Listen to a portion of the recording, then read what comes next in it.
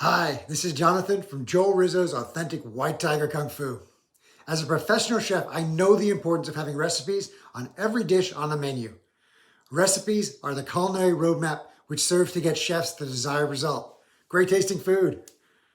Measuring ingredients and proper techniques are the metrics used in the culinary world where knowing how much ingredient needs to be added at the right time with the proper technique is the recipe for success.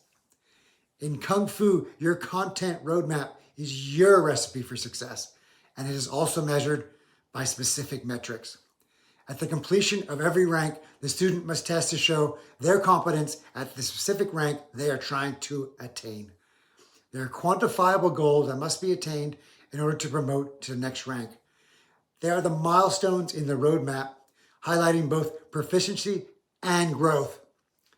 They not only help to show what has been achieved from the hours of dedicated training, but also how far and how much progress has been made from the beginning, all while setting the bar for the next milestone.